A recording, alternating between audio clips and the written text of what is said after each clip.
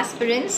Today I am going to talk about a very famous sociologist email Durkheim और उनके कुछ बहुत ही famous theories के ऊपर आज हम नज़र डालने वाले हैं। तो पहला जो बुक उन्होंने लिखा था which was related to division of labour, इसमें इन्होंने दो तरह के डिविजन ऑफ लेबर के बारे में बात किया था, मैकेनिकल एंड ऑर्गेनिक।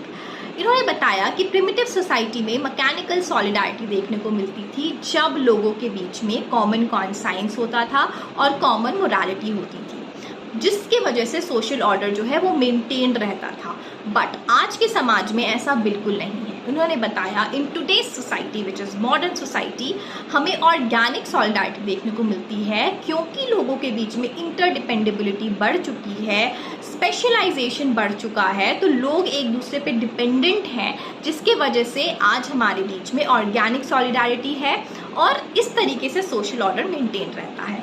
इनकी एक और बहुत ही फेमस बुक है विच is the rules of sociological method, जहाँ पे इन्होंने सोशल फैक्ट के बारे में बताया। इन्होंने बताया कि हर थ्योरिस्ट को सोशल फैक्ट्स डेफिनेटली स्टडी करना चाहिए, क्योंकि सोशल फैक्ट ही वो बेसिस क्रिएट करता है जिसके थ्रू हम सोसाइटी को स्टडी कर पाएँ। इन्होंने बताया कि सोशल फैक्ट काफ़ी कोअर्सिव होता है नेचर में और एक्सटर्नल टू इंडिविजुअल होता है। इन्होंने दो तरह के सोशल फैक्ट्स बताए थे, एक है मटीरियलिस्टिक जिसके अंदर इन्होंने ब्यूरोक्रेसी को डाला था, और दूसरा आता है नॉन मटीरियलिस्टिक जैसे कि कस्टम्स हो गए, देन सोशियोलॉजिकल इंस्टीट्यूशंस हो गए सच एज रिलीजन।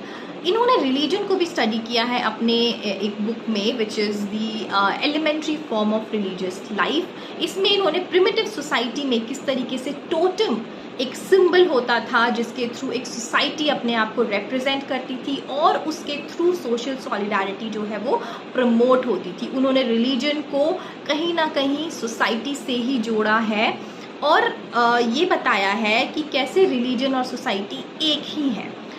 अपनी सुसाइड बुक में इन्होंने बताया कि किस तरीके से सुसाइड जो है वो साइकोलॉजिकल नहीं है, ना ही वो इकोनॉमिक रीजंस की वजह से होता है, बट वो सोशल रीजंस की वजह से होता है और सोसाइटी काफ़ी हद तक रिस्पॉन्सिबल होती है सुसाइड में।